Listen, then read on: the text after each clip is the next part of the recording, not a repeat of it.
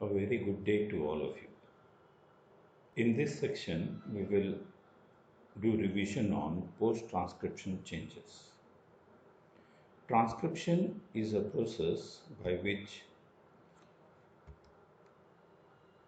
RNA is synthesized on DNA template in the nucleus of eukaryotes and nucleoid region of prokaryotes. In eukaryotes, the RNA that is transcribed is initially a heterogeneous nuclear RNA or a primary transcript.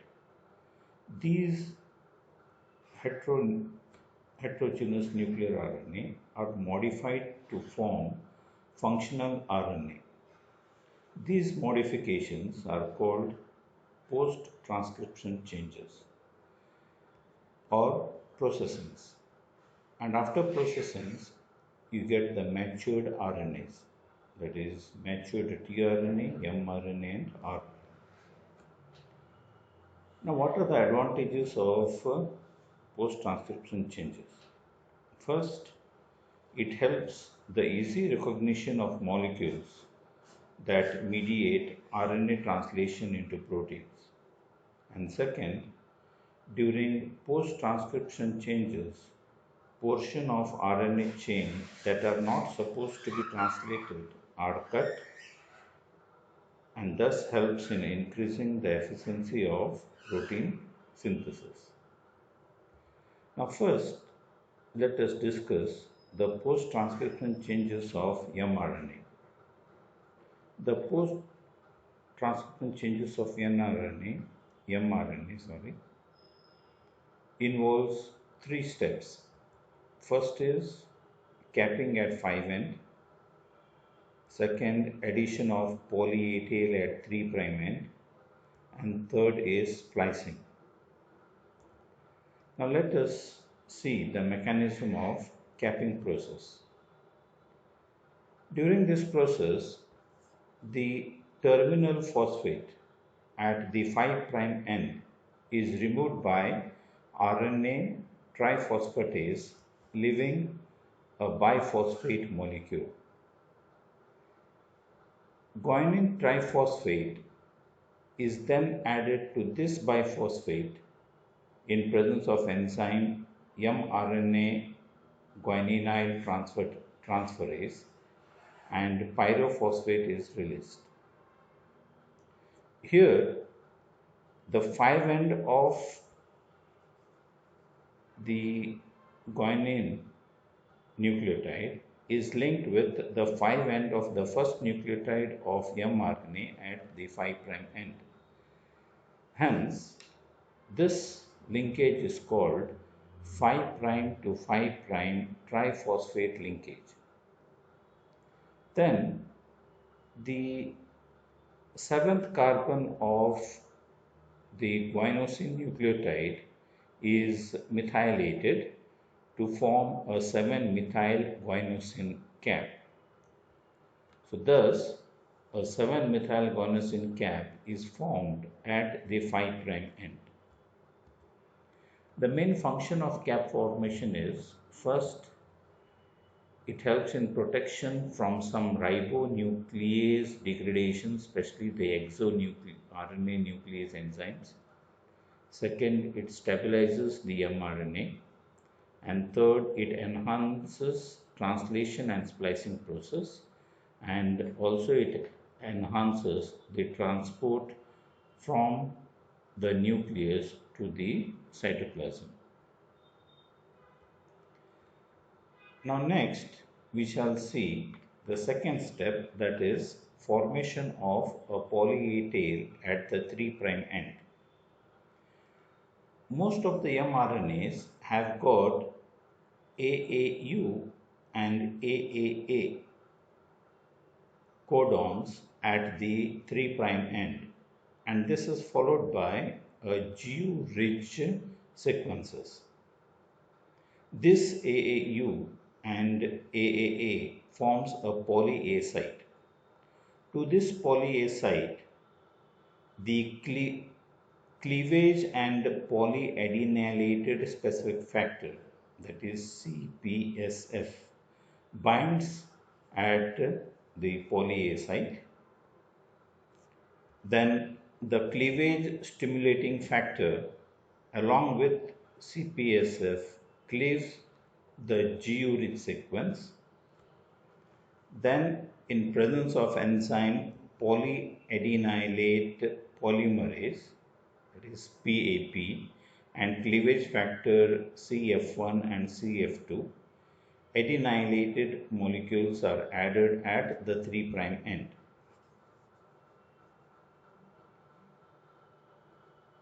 When about 200 to 250 adenine molecules are added, the polyadenylated binding protein 2 signals the PAP to stop polymerization, and thus a long 200 to 250 poly A tail is added at the 3' end. The poly A tail provides stability to the mRNA, and second, it facilitates the exit of mRNA from the nucleus. After the mRNA entered the cytosol, the poly A tail is then gradually shortened. Now, let us see the process of splicing. Now, this is the third step of the modification of mRNA. In this process, the non-coding introns, these are removed, and the coding regions, that are the exons, are added to form a functional mRNA. And this splicing is facilitated by a large ribonucleoprotein complex called spliceosome. Spliceosome is a complex of 5 ribonucleoproteins, namely Unit 1, Unit 2, Unit 4, Unit 5, and Unit 6. Now let us see the mechanism of splicing. Now, according to Cambon's rule or GUAG rule, the introns, that is the intron region, always has 2 specific nucleotides. The GU nucleotide is always present at the 5' end, and 2 specific AG nucleotides are always found at the 3' end of the intron. So this region forms the splice site. During splicing process, the unit 1 of the spliceosome binds with the splice site, that is the GU site, at the 5' end, and the unit 2 binds with the branch site A of the intron region. Then the unit 4 and unit 6 complex and the unit 5 of the spliceosome bind together, and a spliceosome complex is formed. Now, this stimulates the looping of the intron region. So once the intron loops, the exons are brought close to each other. Then the unit 1 splices out the intron region at the 5' end. Now this 5' end of the intron is connected to the A site, that is the branch site, and the exons are brought still more closer to each other, and the unit 1 and unit 4 are released. Then the unit 5 cleaves the intron region at the 3' end, and this intron region along with the unit 2, 5 and 6 are released, and the exon 1 and exon 2 are interconnected to each other. Thus, the non-coding regions are removed and the coding regions are joined to each other. So this process we call it as splicing. Now here you can see this is a slide showing you the whole process of the splicing and how the units are again recycled so that the further introns are also released. So thus in this splicing process, all the intronic regions are removed and all the exons are added together, and thus in this post-transcriptional changes of mRNA, the non-heterogeneous nuclear RNA, which was in the nucleus, is first capped, a poly A tail is added, all the introns are removed, and the functional mRNA is now ready, and it comes out of the nucleus into the cytoplasm, where it will be translated into a specific protein. Now in some eukaryotes,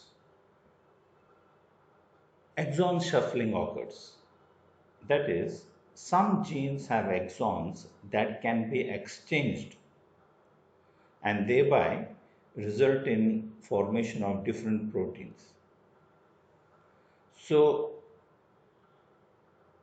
such a phenomenon of formation of different protein types by two different cells, this phenomenon is known as exon shuffling. Now let us take an example. Now here this is cell 1 and this is cell 2. It's the same mRNA. Now here during the splicing process, exon 2 and all the introns are removed. Thereby you get a mRNA with exon 1, 3 and 4. So this will code for a protein. So because the exons are different here, it will give rise to one type of protein. Now in second cell, same type of mRNA is there, but here during the splicing process, here the exon 3 and all the introns are removed. So here you get a mRNA with exon 1, 2 and 4. So this will code for another protein. So this phenomenon, we call it as exon shuffling. Now we shall see the processing of transfer RNA. Here in transfer RNA also we have got these 4 steps. The first is the removal of the leader sequence and trailer sequence. Second is replacement of nucleotides. Third step is modification of certain bases. And the fourth step is splicing of an intron. Now here you can see this is a non-heterogeneous tRNA. Now here these are the leader sequences. These are the trailer sequences. This is the leader sequence at the 5' end. These are the leader sequence at the 3' end. Now first these are removed in the first step.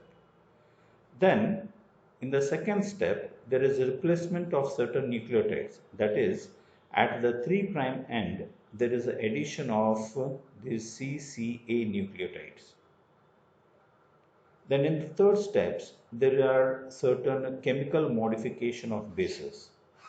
Like in this loop here some of the nucleotides are modified into dihydrouridine. That is, some of these uridine molecules are converted into dihydrouridine, thereby forming a DHU arm here. And then here some of the uridine molecules are going to pseudouridine, so thereby forming a T-Cy-C arm. And then this intron region is removed, and then a functional anticodon region is formed here. So these are the 4 steps involved in the post-transcription changes of tRNA. Now we shall see processing of the ribosomal RNA. Now this is a heterogeneous ribosomal RNA molecule. It has three cleavages. In the first cleavage occurs at the 5' end, thereby forming a 18S RNA molecule and a 41 pre-RNA molecule. Then in the second cleavage, it occurs at the 3' end, thereby forming 18S RNA molecule and a 32 intermediate. Now then this 32S intermediate in the third cleavage cleaves into two molecules of ribosomal RNA, that is 5.8S and 28S. Thus from pre-rRNA, from a pre-RNA molecule of 45S, matured rRNA of 18S rRNA, 5.8S rRNA and 28S rRNA are synthesized. Thank you.